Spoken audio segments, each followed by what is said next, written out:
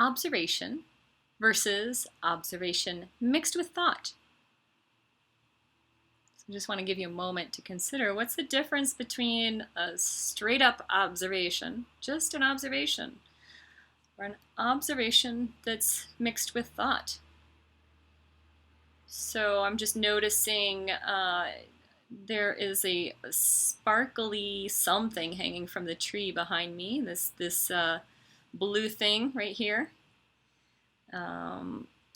Yeah, so what would be an observation?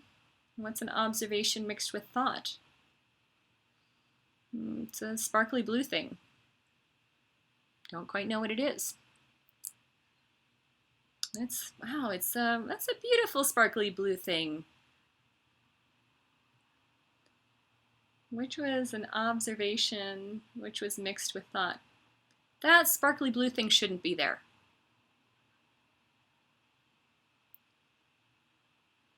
How about the hand? That is a hand with a heart, right? Right here. There's one here. That is a nice hand with a heart. That hand with the heart represents holding love. I'm starting to just make stuff up, right? I'm adding some thoughts to it. Does it represent me, holding love? Oh, I don't know. It's a good thought.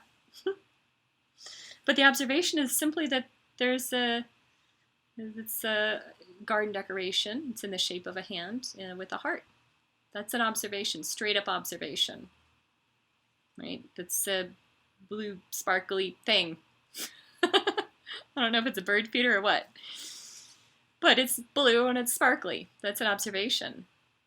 Is it beautiful? Should it be there? Those are all thoughts. So where does this matter? We might notice that somebody walks out the door and they close the door behind them, and maybe they're noticeably upset, and so your observation might be that person lost their patience and they just slammed the door as they marched out. Okay, what's the actual observation there? They had some body language, right? So maybe their fists were clenched, maybe their shoulders appeared tight, maybe they were walking at a pace that is faster than they usually walk. Maybe their arm did one of these when the door was shut. Maybe the door made a sound that you experienced as loud.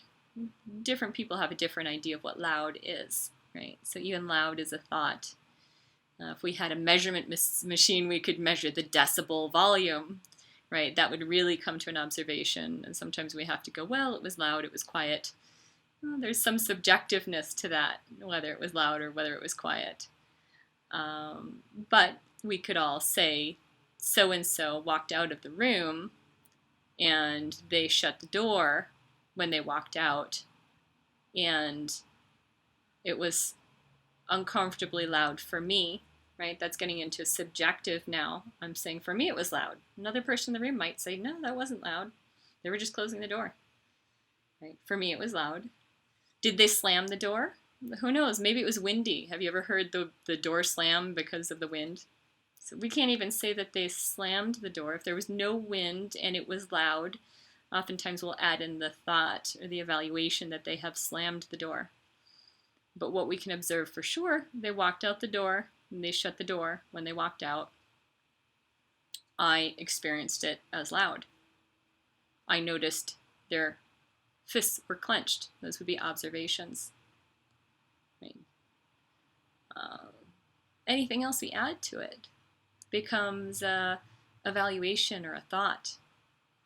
And what's important about that is that the thoughts that we add to our observations color our experience of reality, and then we relate to the world. We relate to that person as if our thoughts are true. So we really want to know, what are we thinking? Like, notice what you add to reality as you're perceiving life. Notice those thoughts. Did I judge that person as really upset? Maybe they weren't. Did I judge that they slammed the door? Maybe they didn't. Right? Did I evaluate them as being inconsiderate or insensitive or disrespectful? Whatever thoughts we put on, that becomes the filter through which we experience life, and then we will relate to life through those filters. So this is where it's really important. You might still have those filters. I know I have, I have filters that happen all the time. I have all kinds of thoughts that come up about reality. But there's a great skill, which is to notice, what are those thoughts versus what can I absolutely say is real. One way you can really notice what is real is imagine, what would a video camera see? Right? So a video camera sees that there's some leaves that are moving here. Right? A video camera sees that there's some kind of plant there with a framework. The video camera sees that Katrina is here, that she's got long curly hair and a nose ring. That's what the camera sees. Now, does the camera see if Katrina is intelligent or unintelligent? The camera sees that she says unintelligent incorrectly at her first pass, right? So the camera can see that, right? But can the camera see whether something is messy? It's really a human evaluation as to whether or not something's messy. Can the camera see if something has good lighting? Actually not. The camera's just looking at the lighting, whatever the lighting is. Whether or not the lighting is good is really a subjective evaluation of the person perceiving the lighting and deciding whether or not they think it's good. Again, you ask a bunch of different people, you'll probably get different answers. So notice, what is the really, really clear observation, and what are you laying on top of that observation? Because whatever you lay on top of it is going to paint the way you experience life and the way you relate to life.